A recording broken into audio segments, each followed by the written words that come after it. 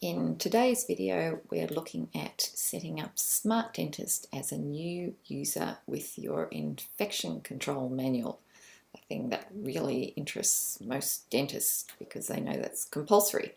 So this is the page you'll see when you first log in to SmartDentist. You see I've logged in here as an administrator, so I have rights to add policies. And if we go to policies, as a new user, you'll find you already have a policy in place, and it's called the Compulsory Infection Control Documents Policy. So let's have a look what's in here. This is the policy that sets out that you are required to have a certain number of compulsory documents according to the Dental Board of Australia available for your staff to use. So there's links directly to each of those required resources, including the Australian standard. We have that included in your subscription, so you don't have to have it separately, and the other two are available free online. Isn't that fantastic? So this is set out automatically. You can see that I'm down as being in charge of that policy, and to edit the policy we use these little symbols. So the pencil is to edit.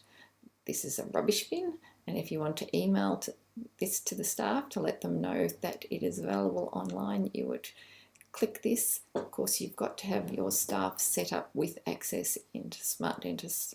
Use this little symbol here, and we've got our staff set up, and they've got access to SmartDentist in here. Because it's demonstration, I've just got random email addresses, but each staff member must have their own email address for the system to work. So let's go back to policies.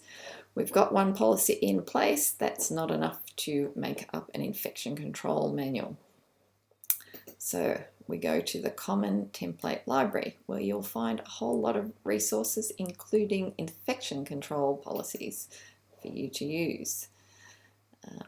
There's all sorts of things, workplace bullying, which you would also need. So let's just look at the infection control policy. So this is the common template library, and here's a great long list of policies.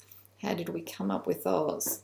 Well, they're developed on the basis of this document, available free online, Guidelines for Infection Control, and it's the ADA document. And if you have a look at that and go to page 31,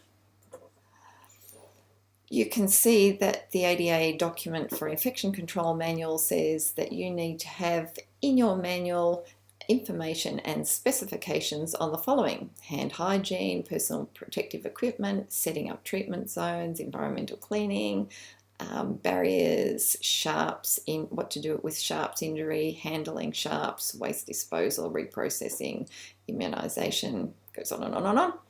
And that is what we used to develop policies. So you can see where the policies readily line up with those requirements from the ADA guidelines.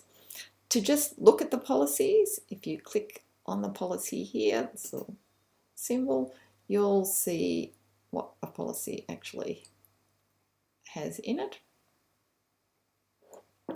You can print that off and decide whether you want to use it. But probably what I would recommend is you just go through and add every single one of these policies and look at them as you've got time later on and adapt them to your practice. And that's really easy to do. You just press add. Policies automatically added as your policy. It's listed in your policy, and you can see here we've got a little pencil that allows you to edit this policy, and the rubbish bin if you don't like it and you want to get rid of it, and the ability to email this policy to staff to let them know that we've just adopted it. So what have we got? Environmental cleaning policy. If you read down, it gives you the basis of what the policy is. But there's also areas that you will need to customize to your own individual requirements. And if you click on the edit button, it allows you to set a different review date and note down when you've done a review what the review is. You can change the title of the policy. You can take it out of the infection control policy. You can assign a staff member to it. So when you change the staff member, that staff member will get editing rights even if they're not an administrator. So it's very handy to be able to let each different staff member have a different area of responsibility, or you could leave, a lot of practices just leave the responsibility down at the dentist, but that would be better if staff members take that on board. Then we go down here, and in here is the content of the policy.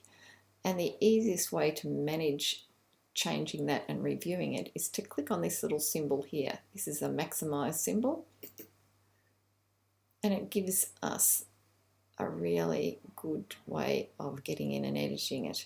And you can see some of the areas that would need to be personalised. I've marked with this yellow script so it highlights and makes sure you concentrate on thinking, does that belong to me, or is that part of what SmartDentist gave me originally? So your benches may not be zoned at all with tape. They may be designated with signage. So you go through and change anything to make it applicable to your practice.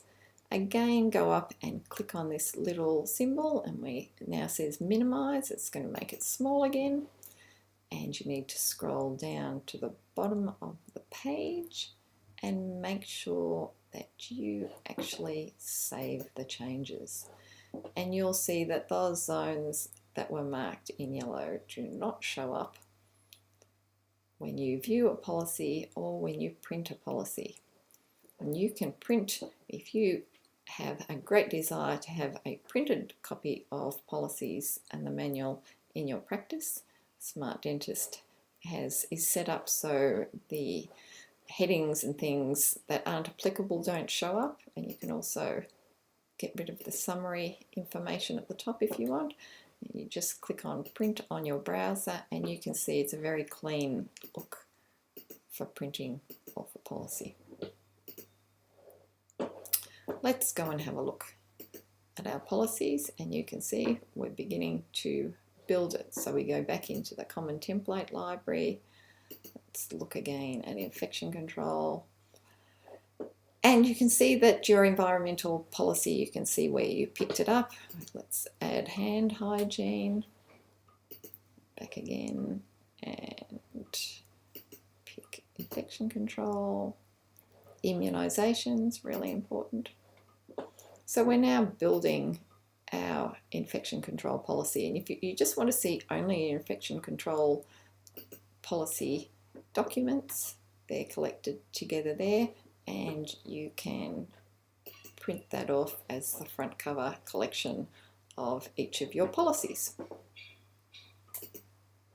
So that's how you build an infection control manual using SmartDentist. And don't forget that if you go in and edit and assign a different person as being responsible for the policy, they will be able to edit even if they're not an administrator.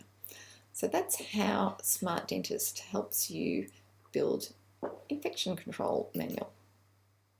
Thank you.